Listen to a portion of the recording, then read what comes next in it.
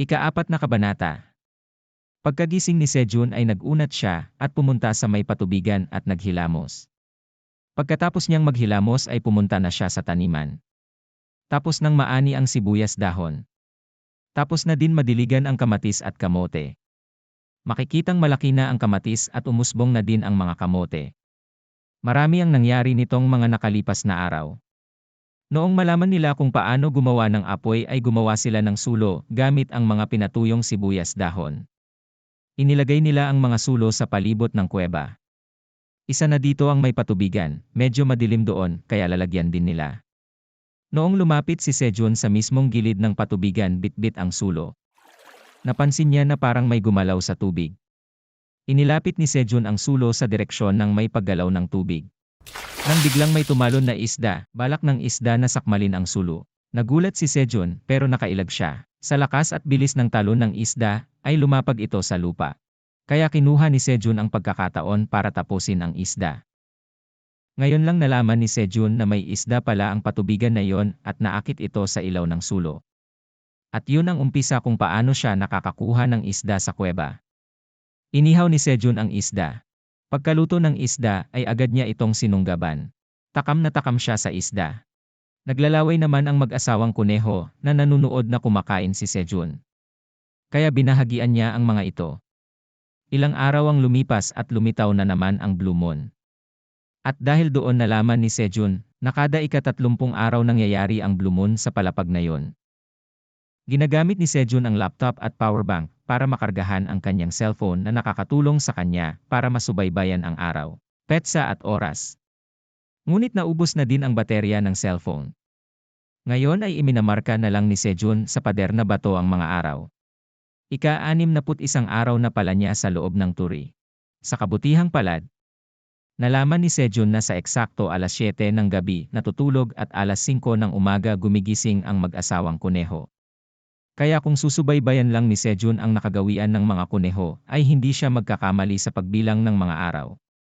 Kahit hindi lumulubog ang araw sa turi. Ilang araw na ang nakaraan at may magandang pangyayari ang bumungad kay Sejun. Isang araw nakita ni Sejun ang asawa na lalaking kuneho pagbukas nito sa pinto. Binati siya ni Sejun ng magandang umaga. Nang biglang may nagsitakbohang mga munting kuneho palabas ng pinto at nagmamadali na nagtungo papunta kay Sejun. Tinalunan siya ng mga ito at nakipaglaro. Ang mga kunehong ito ay anak ng mag-asawang kuneho. Tuwang-tuwa si Sejun bilang tiyo ng mga batang kuneho. Nakita niya na kulang sa tulog ang mag-asawang kuneho dahil sa pag-aalaga sa mga bata. Kaya minabuti ni Sejun na bantayan na muna ang mga bata at sinabihan ang mag-asawa na magpahinga na muna. Tuwang-tuwa na dinala ni Sejun ang mga batang kuneho sa taniman ng kamatis na ngayon ay namulaklak na. Tiningnan ni Sejun ang bulaklak ng kamatis at sinabi, upang magkabunga ay dapat may polinasyon. Ginawa niya ito ng mano-mano. Gamit ang isang maliit na sanga ng kahoy ay dahan-dahan niyang kinukuskus ang lalaking bulaklak para dumikit ang pollen sa sanga. At ikukuskus na naman niya ang sanga na may pollen sa babae na bulaklak. Sumakit ang likod niya sa kakayuko buong araw. Hiling niya na may bubuyog na pumunta sa taniman niya para ito na ang gumawa ng polinasyon. Nabaling ang atensyon ni Sejun sa isang batang kuneho na inaamoy ang bulaklak ng kamatis. Napabahing ang munting kuneho dahilan ng pagkabagsak nito sa lupa. Napatawa si Sejun at nilapitan niya ang kuneho para itayo. Sinabihan niya ang kuneho na huwag amuyin ang pollen. Nang may nakita siyang bunga ng kamatis. Sa sobrang tuwa ni Sejun ay isinayaw niya ang munting kuneho. Ito ang araw bago ang blue moon kaya naghanda si Sejun para malampasan ang gabi ng blue moon ng walang pangamba. Pinatay ni Sejun ang malaking apoy at nagtira ng baga at itinago sa isang sulok ng kuweba at tinabunan ng bato. Gumawa din siya ng kasuotan mula sa dahon ng sibuyas para hindi siya malamigan at maikubli ang sarili. Ngayon ay handa na si Sejun at pumasok na din ang mga kuneho sa kanilang bahay dahil papalapit na ang oras ng blue moon. Sinabi ni Sejun, kita-kits na lang bukas. Malaki ang kumpiyansa ni Sejun sa sarili na malalampasan nila ang blue moon na walang anumang problema. At dumating na nga ang oras ng blue moon. Umaalingaw-ngaw na naman ang ingay ng mga halimaw sa labas ng kuweba. Kahit pagod, nanatili pa din nagising si Sejun, hinihintay na matapos ang blue moon. Upang makasiguro, itinago kanina ni Sejun ang mga bagay na may amoy na sa tingin niya ay nakakaakit ng halimaw. At nagtago siya sa isang sulok ng kuweba. Hindi niya alam kung ilang oras na ang nakalipas.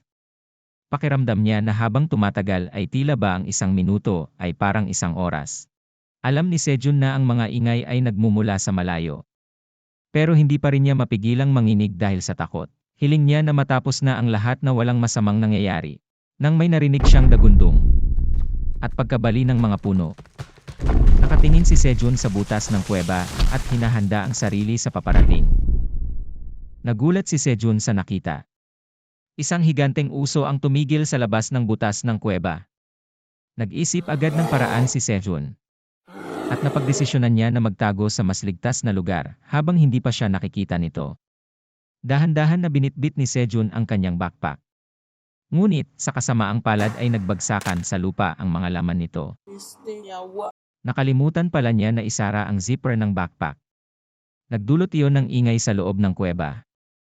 Natakot si Sejun sa nangyari, at agad na tumingala. Naglakihan ang mga mata ni Sejun. Dahil ang higanteng uso ay dumungaw sa loob ng kuweba. Napasigaw sa takot si Sejun at gumanti din ng napakalakas na atungal ang uso. Sana nagustuhan mo ang video. Paki-like at subscribe guys. Salamat.